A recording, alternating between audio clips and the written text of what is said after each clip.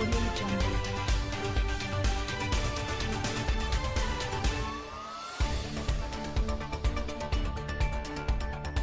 Prince Harry and Meghan Markle have been branded completely hypocritical after reportedly taking 21 private jets in 2 years while preaching about climate change.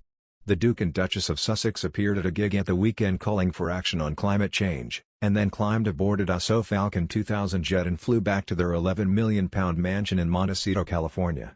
The star-studded global negation citizen live concert in New York, dubbed Wokestock, demanded tough new eco-laws to have U.S. emissions by 2030. Harry, 37, and Meghan, 40, appeared on stage and pressed the wealthiest nations to deliver on a £70 billion a year pledge to help developing countries go green. But after the event, the couple flew home by private jet, with pictures showing them hugging their team after stepping off the aircraft. Former Government Minister Norman Baker, 64, told, "It's completely hypocritical for Prince Harry or other members of the royal family to lecture people about climate change when they're emitting more carbon than almost everyone else on the planet. People using private jets are in the top 1% of carbon emitters in the world. Prince Harry needs to stop using private jets, or if he wants to use private jets he needs to stop lecturing people on climate change. It is not particularly challenging to get a flight from New York to California, people do it all the time." The couple have faced repeated criticism for insisting on using private flights, despite preaching about the environment. Baker said Harry and Meghan took 18 private jet trips in the 12 months from January 2019 to January 2020. The pair have reportedly taken at least 21 private jets in the last 2 years, including one trip from Canada to LA when they first moved to America in March 2020. A flight on a private jet from New York to California is estimated to produce 17 tons of carbon negation emissions. And the average carbon footprint per person in the UK per year is 12.7 tons, eco-firm Pawprint says. Royal author Penny Junor, 71, told, "I do think this is hypocrisy. I'm sure there were plenty of scheduled flights." She added, "I do not understand why they are behaving as if they are superstars. His father has been known to take scheduled flights. His brother takes scheduled flights. This totally muddies the waters of their climate message. They are shooting themselves in the foot by taking private flights." The Sun revealed in 2019 that the pair had taken 6 of 10 round trips on private jets since getting married the previous year. It included a flight to Italy for a Google Climate Change Summit, as well as trips to Ibiza and Nice.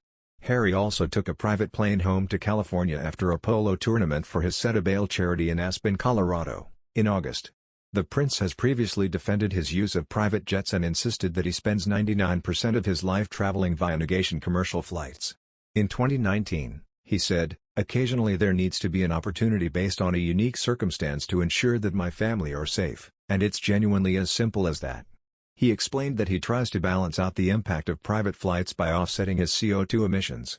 Another news, the Duke and Duchess of Sussex have just returned to California following their whirlwind tour of New York City.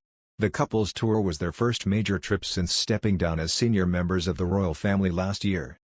One of Harry and Meghan's next big trips may be to return to the UK for the Queen's Platinum Jubilee next year. The Queen, 95, Harry's grandmother, will become the first monarch in British royal history to celebrate 70 years on the throne. While it is believed the Queen herself invited the pair, royal historian Hugo Vickers claimed that the Sussexes may not be entirely welcome at the celebration of Her Majesty's historic reign.